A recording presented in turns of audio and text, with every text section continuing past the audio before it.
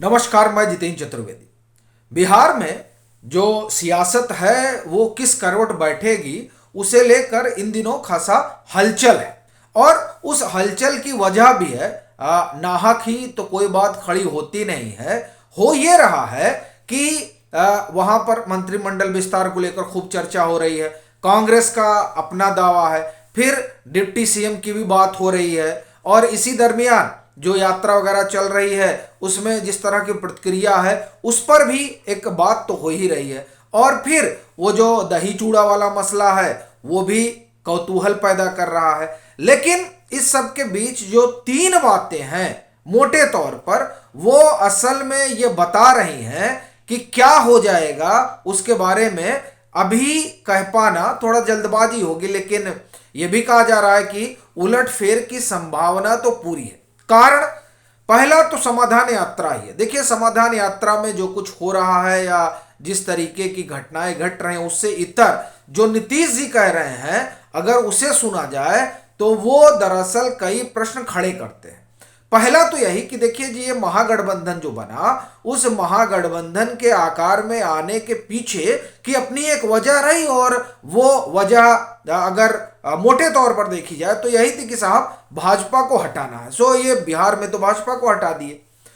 अब दूसरा जो इनका इरादा था कि हम लोग मिलजुल कर चलेंगे और आगे जो है राष्ट्रीय स्तर पर भी भाजपा से दो दो हाथ करेंगे। और उसी क्रम में अगर आप देखें तो इस बात की तैयारी थी कि साहब, और अभी भी संभवतः हो, लेकिन ये तो कम से कम कहा ही जा रहा था कि ये जो जब मेलजोल हुआ तो उस मेलजोल में चीजें तय थी कि क्या होना है।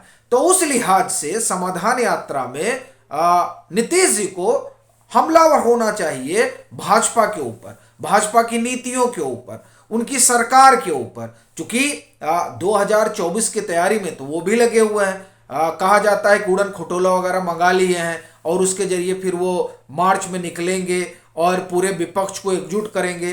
तो असल में विपक्ष को एकजुट करेंगे का मतलब ये हुआ कि 2024 की तैयारी में जुटेंगे। और 2024 की तैयारी के लिहाज से ये समाधान यात्रा भी खासा मायने रखती है, क्योंकि इसके जरिए वो बिहार में लोगों से मिलजुल रहे हैं। तो ऐसी स्थिति में भाजपा की उन तमाम खामियों को उजागर करना और उस पर हमला करना तो एक स्वाभाविक घटना होनी चाहिए थी। लेकिन ये स्वभावता दिखाई नहीं दे रही है। अब जो दिखाई नहीं दे रही है उस पर सवाल उठ रहा है कि क्या इस तरीके का कोई चैनल भी खोला गया है क्या। एक तो ये तो इसने कौतूहल पैदा किया। और दूसरी चीज, एक रिपोर्ट आई है इंडियन एक्सप्रेस में, उसमें जो एक बात बताई जा रही है वो दरअसल चौंका भी रही है और ये भी सवाल खड़े कर रही है कि क्या इस समाधान यात्रा के जरिए ना बोलना भाजपा को लेकर या उस तरीके का हमला ना करना एक रणनीति का हिस्सा है, या फिर ये जो यात्रा है ये असल में उस नब्ज को टटोलने की कवायद चल रही है जिसकी जानकारी उन्हें उपेंद्र कुशवाहा से मिली है। ये बड़ी बात है। देखिए, उपेंद्र कुशवाहा को लेकर कई तरह की बातें हो रही हैं और डिप्टी सीएम की बात हो रही है। फिर उसमें नीतीश जी जो कह रहे हैं वो भी आप लोग उससे परिचित ही हैं, चूंकि वो कह रहे हैं कि अब और डिप्टी सीएम की क्या ही जरूरत है। तो उसमें यह माना जा रहा है कि हो सकता है गठबंधन की मजबूरियां हो। लेकिन उस सबसे इतर जो खबर कह रही है वो बड़ी गौर करने वाली बात है। खबर में क्या कहा गया? खबर में यह कहा जा रहा है कि अब अभी आज अगर तारीख देखें तो 12 है, तो शायद 5 जनवरी से पहले या उसके आसपास जो है नीतीश जी से उपेंद्र कुशवाहा की मुलाकात होती है। और वो सिर्फ नीतीश जी से ही नहीं बल्कि वो वशिष्ठ नारायण सिंह से भी मिलते हैं। और वहां मिलकर वो जो बात कहते हैं वो बात दरअसल बड़े मार्के की है, खास तौर से तब जब जो सियासत जदयू कर रही है अगर उस लिहाज से देखा जाए तो। देखिए, जदयू भी जो खड़ी हुई वो दरअसल गैर यादव ओबीसी के वोट बैंक पर बनी है और उसी पर वो आगे चल भी रही है। ये जो अति पिछड़ा वाला जो मसला है वो दरअसल यही है। और ये जो रणनीति है उस पे कहा जा रहा है कि ये जो 2025 की बात नीतीश जी ने कही वो बहुत अच्छा असर तो उनके वोटरों पर नहीं डाल रही, क्योंकि उन्होंने कहा कि साहब 2025 में गठबंधन की अगुवाई जो है वो तेजस्वी यादव करेंगे। ये बात तो वो कह दिए, लेकिन इस बात को लेकर उपेंद्र कुशवाहा की जो मुलाकात हुई इन दोनों दिग्गज नेताओं से, उसमें उन्होंने कहा कि इसका संदेश जो है वो बहुत बेहतर नीचे नहीं जा रहा है। इससे जो गैर यादव ओबीसी है, जो आपके साथ लामबंद रहा है, वो आपसे छिटक सकता है। और खास तौर से आप देखें कि कोरी और कुर्मी ये 10% के आसपास है, और इनकी जो लामबंदी हुई है वो दरअसल इसीलिए हुई है चूंकि ये राजद के खिलाफ उन्होंने, या आप ये कहिए कि एक लामबंदी हुई, तो उस लामबंदी का कारण राजद विरोध है। अब अगर राजद विरोध की वजह से जो कुछ आपने गेन किया, और खास तौर से ये 10% मत जो आपसे इसी वजह से जुड़ा, चूंकि जमीन पर इन दोनों बिरादरियों की आपस में उस तरह से तालमेल नहीं है, और ऐसी परिस्थिति में जब आप इस तरह की घोषणा कर देते हैं तो ये कोर खिसक रहा है, असर ठीक नहीं पड़ रहा है। तो आप इससे ये समझ सकते हैं कि ये जो बात हो रही थी कि जदयू का अस्तित्व अब खतरे में है, तो दरअसल खतरे की वजह सिर्फ यही नहीं थी कि जो वहां पर सांसद हैं या जो विधायक हैं जो एनडीए के साथ जदयू के होने पर चुनाव लड़कर जीते, उनकी सीट खतरे में आ सकती है, या फिर उनका जो जब वो चुनाव में उतरेंगे तो किस तरीके का नफा नुकसान होगा, उसको लेकर एक अलग तरह की बात हो सकती है। असल में उसके साथ साथ ये भी एक बड़ा सवाल रहा कि कहीं उनका कोर उनसे खिसक न जाए। और ये जो गठजोड़ हुआ, उस गठजोड़ के बाद जो 3 बाईपोल हुए, उस 3 बाईपोल में तो कम से कम जो बात निकल कर आई वो यही आ रही है कि जो कोर है वो खिसक रहा है।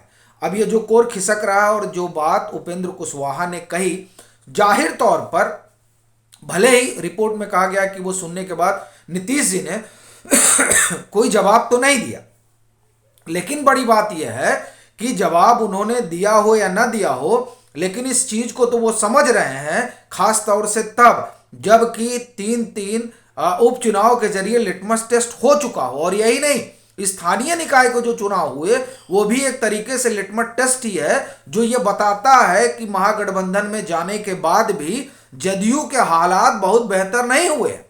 तो ये तमाम चीजें, कहीं ऐसा तो नहीं कि इन बातों को ध्यान में रखते हुए नीतीश जी यात्रा पर निकले हैं, और उस यात्रा के जरिए जो उनको फीडबैक मिला, फिर वो चाहे उपेंद्र कुशवाहा से मिला हो या फिर और भी जो उनके सोर्स हो उसके जरिए मिला हो, और जो तीसरी सबसे बड़ी बात है कि चुनाव में जो उन्होंने देखा, फिर वो चाहे उपचुनाव हो और चाहे स्थानीय निकाय का चुनाव हो, तो उससे उनको लगा हो कि नहीं, जमीन तो खिसक रही है। तो दरअसल क्या वाकई में अगर ऐसा हो रहा है तो किस हद तक हो रहा है, उस बात को देखने समझने के लिए वो समाधान यात्रा पर निकले हों। और क्या ये निकलना उस नब्ज टटोलने की तरह है जिसमें ये अनुमान लगाया जाए कि भाजपा के साथ अलग होने के बाद कितनी जमीन अपनी बची है, एक, और दूसरा राजद के साथ जुड़ने के बाद कितना सियासी हित हो रहा है जदयू का।